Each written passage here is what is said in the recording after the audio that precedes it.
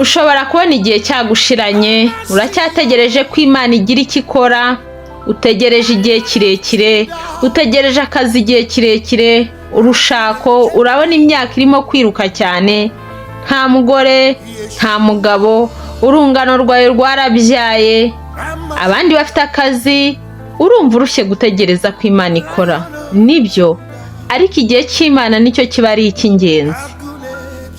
Nabo ngabo cyari igihe cyabo, nawe rero ugomba gutegereza igihe cyawe, kandi Imana ibyigufitiye ni byiza kandi ni iby'umugisha. Mutekereze namwe ngo utaravuka Imana yari ikuzi, izi ibyo uzacamo byose, izaho intege nke zawe ziri, ubuzima bwawe bwose ibuzi. Tugendeye ku ijambo ry'Imana riri muri Yeremiya ritwereka ko Imana itumenya tukiri mu nda za ba mama. Nakumenye ntarakurema mu nda ya nyoko, kandi nakwejeje utaravuka, ngushyiraho kuba umuhanuzi uhanurira amahanga. Yeremiya 1:5. Niba wicaye urimo uritekerezaho, urimo uribaza byinshi ku buzima bwawe, urimo uraca muri byinshi bitandukanye kandi bitakoroheye, bituma utakwizera kwawe, subiza umutima mu nda, ngo yakumenye itarakurema. Iyo igihe cyawe kigeze, Imana irabikora. Wireba ngo umaze igihe kingana gute, wowe izera igihe cy'Imana, ngo igihe cyabyo nigisohora, Yawe azabyihutisha, kandi nabyihutisha ntabwo azazana ibyoroheje.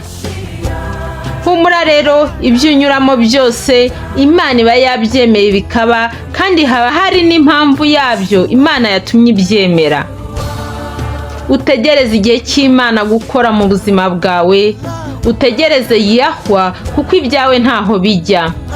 Nubwo umwanzi yabirwanya gute, iyo igihe cy'Imana kigeze cyo gukora, irabikora yanangiza ikabisohoza. Ntutinye kuko ndi kumwe nawe, ntukihebe kuko ndi Imana yawe.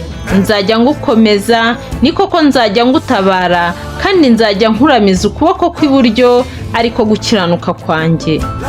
Muri ibyo byose Imana iri kumwe nawe, ugumye uyizere, ugendere mu mategeko yayo, usome ijambo ryayo. Igihe nikigera cy'Imana yagennye, imiryango izafunguka. Ntugumye kumva ayo majwi aza, kuko ava ku mwanzi. Amajwi akubwira ngo nudakora gutya biragenda gutya, kwirwanirira, kwicira inzira, ngo nutajya mu bapfumu ntuzabona urubyaro, ntuzabona ubukire, n'ibindi byinshi. Byima amatwi, wizere Imana. Imana ikorera mu mahoro, ntabwo ari mu kajagari. Kandi usenge ubaze Imana. Imana iratubwira ngo tujye tuyigisha inama. Izere Imana, usenge, ukore icyo Imana yaguhamagariye gukora. Amaso yawe yahanga umuremyi wa byose, kuko Imana itagitenguha kandi ntiyibagirwa. Ntabwo yakwibagiwe, ngo yaraguhetse ukiri mu nda, ngo uvutse iraguterura, izakugeza no mu zabukuru, ngo n'imvi zawe zizarinda ziba uruyenzi ikiguhetse. Haleluya! None se urumva Imana yakwibagirwa ite? Tegereza rero igihe cy'Imana yagennye kigere, izabikora kandi izabisohoza. Ubuntu bw'Imana bubane namwe. Haleluya! Muhabwe umugisha, muhimbaze Yawe.